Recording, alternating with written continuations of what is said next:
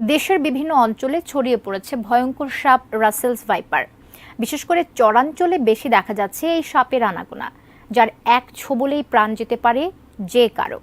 এতে আতঙ্কে দিন পার করছেন সাধারণ মানুষ। এরই মধ্যে দেশের ২৮টি জেলায় ছড়িয়ে পড়েছে রাসেলস ভাইপারের উপদ্রব, যা আরও বেশি চিন্তার কারণ হয়ে দাঁড়িয়েছে।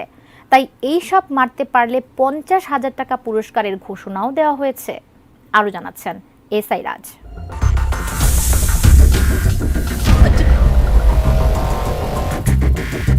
সারা দেশে ছড়িয়ে পড়েছে রাসেলস ভাইপার আতঙ্ক।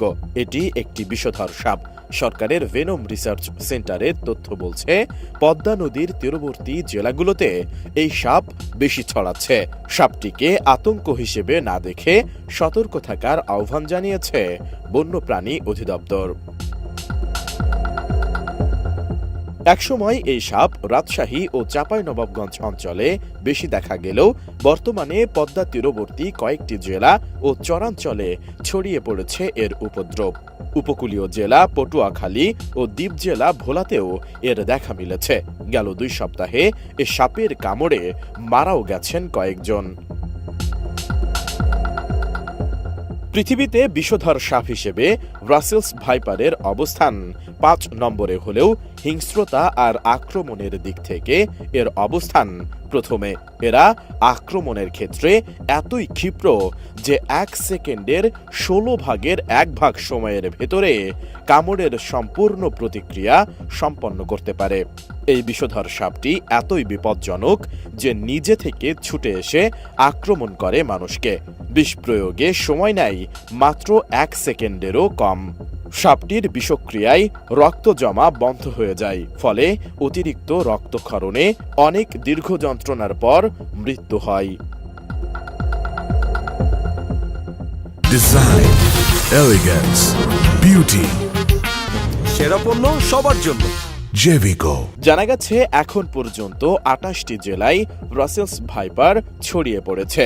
জেলাগুলো হলো নওগাঁ, চাঁপাইনবাবগঞ্জ, রাজশাহী, নাটোর, পাবনা, দিনাজপুর, কুষ্টিয়া, মেহেরপুর, চুয়াডাঙ্গা, ঝিনাইদহ, যশোর, খুলনা, সাতক্ষীরা, রাজবাড়ী, ফরিদপুর, মাদারীপুর, শরীয়তপুর, মানিকগঞ্জ, ঢাকা, মুন্সিগঞ্জ, বরিশাল, ভোলা, পটুয়াখালী, ঝালকাঠি, চাঁদপুর, লক্ষ্মীপুর, নোয়াখালী ও চট্টগ্রাম।